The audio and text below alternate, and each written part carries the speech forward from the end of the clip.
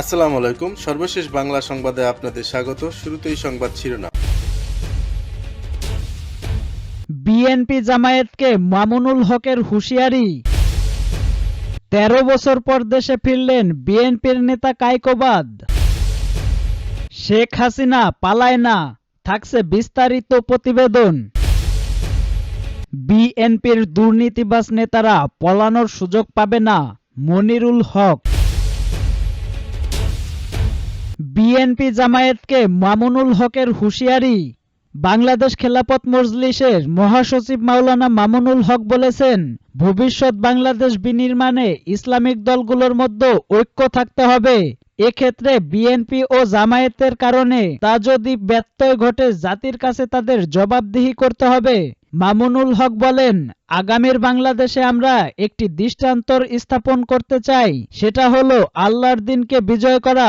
এই সংগ্রামে আমরা ঐক্য গড়ে তুলতে চাই। তিনি বলেন, ইসলামিক রাজনৈতিক দলগুলোর অভিন্ন লক্ষ্য ইসলামিক খেলাফত প্রতিষ্ঠা করা।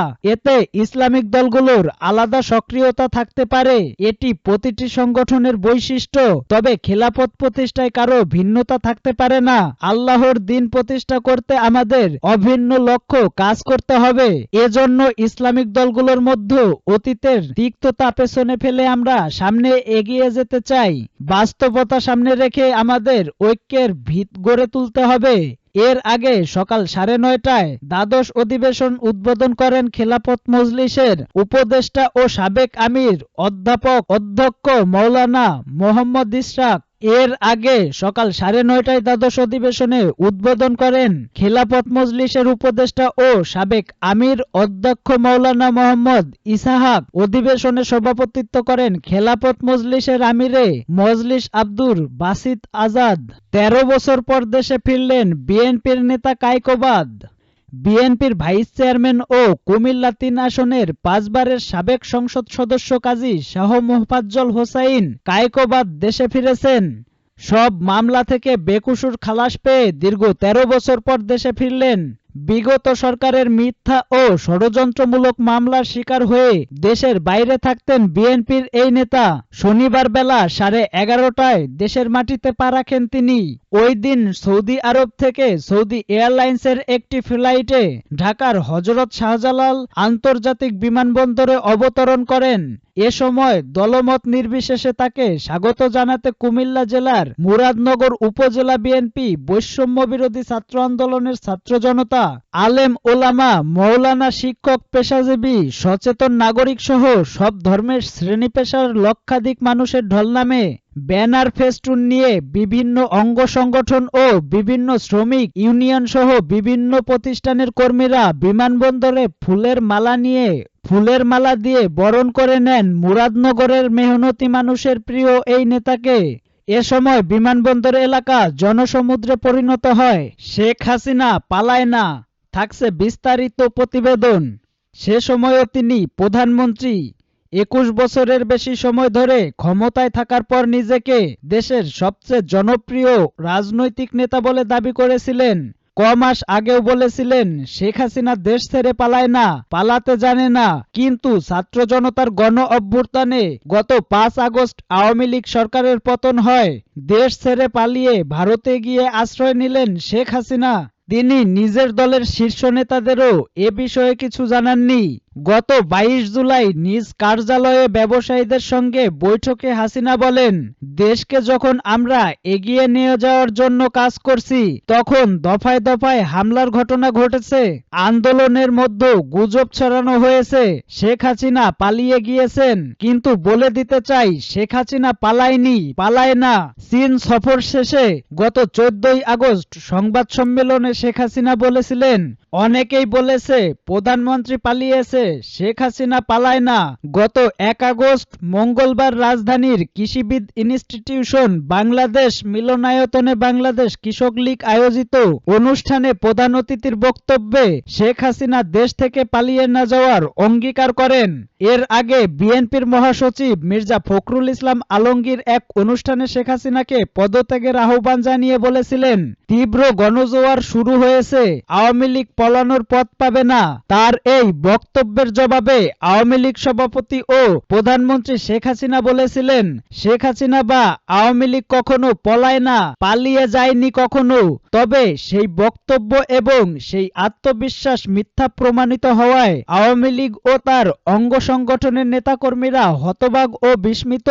গত 20 আগস্ট দেশের প্রিন্ট অ্যান্ড ইলেকট্রনিক্স মিডিয়া সংশ্লিষ্টদের প্রতি দৃষ্টি আকর্ষণ করে বিএনপির ভারপ্রাপ্ত চেয়ারম্যান বলেন, গণহত্যাকারী শেখ হাসিনা সংবাদপত্রের স্বাধীনতা কেড়ে নিয়েছিল। সংবাদপত্রের স্বাধীনতা হরণকারী হাসিনা পালিয়েছে। জনগণের প্রত্যাশা আপনারা আপনাদের যার যার সংবাদপত্রে নির্ভয়ে এই শব্দটি লিখবেন, হাসিনা পালিয়েছে। হাসিনা পালিয়েছে শব্দটির পরিবর্তে কোনো গণমাধ্যম যদি ভিন্ন শব্দ প্রয়োগের অপকৌশল নেন, সেটি জনগণের কাছে আপনাদের বিবেকের স্বাধীনতাকেই প্রশ্নবিদ্ধ করবে। শেখ হাসিনার ওই বক্তব্যের পরিপ্রেক্ষিতে বিএনপির চেয়ারপারসন খালেদা জিয়ার উপদেষ্টা ও অভিবক্ত কেরানীগঞ্জের 4 বারের এমপি আমান উল্লাহ আমান বলেন, শেখ হাসিনা পালায় না, ভেগে যায়। তিনি বলেন, শেখ হাসিনার স্বৈরাচারী সরকার উন্নয়নের নামে লুটপাট আর জুলুম চালিয়েছে। আল্লাহ যাকে ইচ্ছা ক্ষমতা দেন, যাকে ইচ্ছা ক্ষমতা কেড়ে নেন। দুদিন আগেও পালাবে না বলে ঘোষণা দিয়েও তিনি ভেগেছেন। গত 24 ডিসেম্বর বাংলাদেশ জামায়াতে ইসলামীর আমির ডক্টর শফিকুর রহমান প্রশ্ন ছুড়ে দিয়ে বলেছিলেন, শেখ হাসিনা নাকি পালাবে না, তাহলে কি দাওয়াত খেতে গেছেন?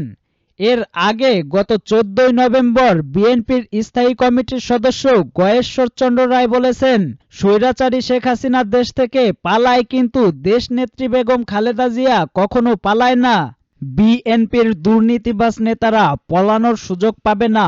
মনিরুল হক, আওয়ামী লীগের নেতারা তো পলানোর সুযোগ পেয়েছে, বিএনপির দুর্নীতিবাজ নেতারা সেই সুযোগও পাবে না বলে মন্তব্য করেছেন বিএনপি চেয়ারপারসনের উপদেষ্টা ও সাবেক এমপি বীর মুক্তিযোদ্ধা মনিরুল হক চৌধুরী। বিএনপির দুর্নীতিবাজ নেতাদের উদ্দেশ্য করে মনিরুল হক চৌধুরী বলেন, আমাদের দলে ক্যাডাররা সাবধানে থাইকেন। আওয়ামী লীগের মতো কর্মকাণ্ড করলে তারা পলানোর সময় পাইছে, আপনারা তাও পাবেন না। আমাদের কিছু নেতাকর্মী দলের নাম ভাঙিয়ে অপকর্মে লিপ্ত হয়েছে, যার সব ডকুমেন্ট সংগ্রহ করা হচ্ছে।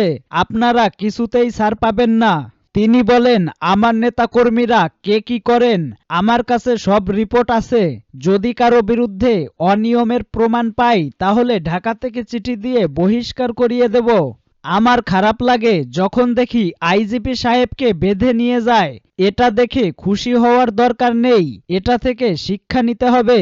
সাবেক অর্থমন্ত্রী আহম মুস্তফা কামালের সমালোচনা করে মনিরুল হক চৌধুরী বলেন, লোটাস কামালের মতো বিরাট নেতা, যার বাড়িতে কোটি কোটি টাকা ছিল, টাকা ছাড়া যিনি কিছুই বুঝতেন না, এখন টাকা কোথায় জানি না, তবে উনি দেশে নেই, এই টাকার মূল্য কি?